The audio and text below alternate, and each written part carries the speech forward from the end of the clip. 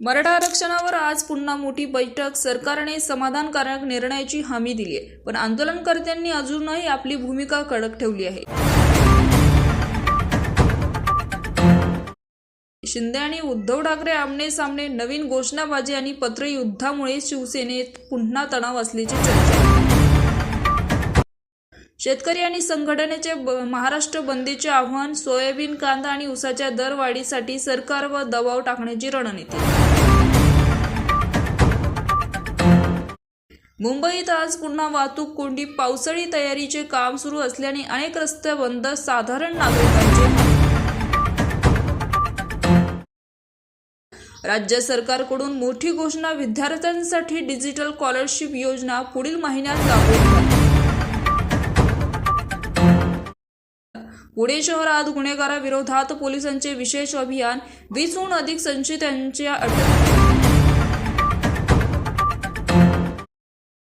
राजकीय भेटींना वेग. देवेंद्र फडणवीस यांची गुप्त बैठक चर्चेत. याच पार्श्वभूमीवर निवडणुका असल्याने राजकीय तापमान वाढले. छत्रपती संभाजीनगरमध्ये पाणी टंचाई गंभीर. नियमित पाणी पुरवठ्याची मागणी जोर धरत आहे. कोल्हापुरात महापुराच्या पार्श्वभूमीवर प्रशासनाची विशेष बैठक. आपत्ती व्यवस्थापन यंत्रणा अलर्टवर.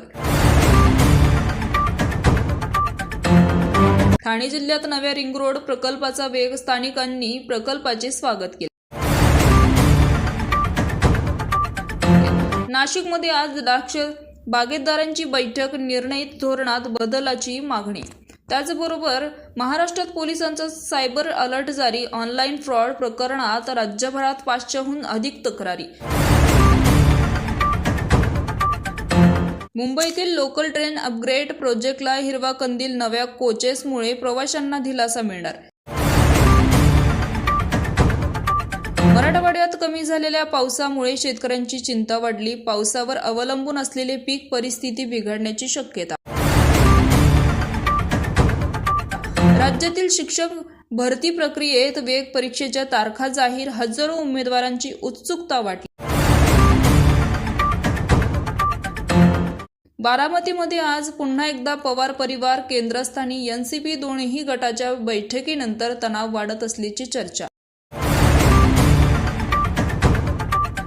मुंबई महानगरपालिकेत 1000 कोटीचा पायाभूत सुधारणा प्रकल्प सुरू. रस्ते, ड्रेनेज आणि पाणी पुरवठ्याला प्राधान्य.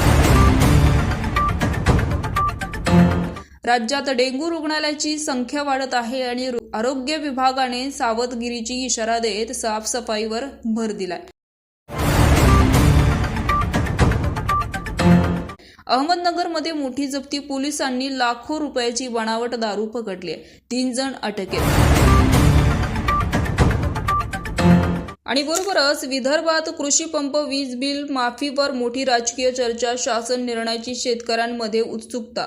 मुंबईत आज पेट्रोल डिझेल दर स्थिर. जनतेला दिलासा, परंतु LPG दरवाढीची शक्यता कायम.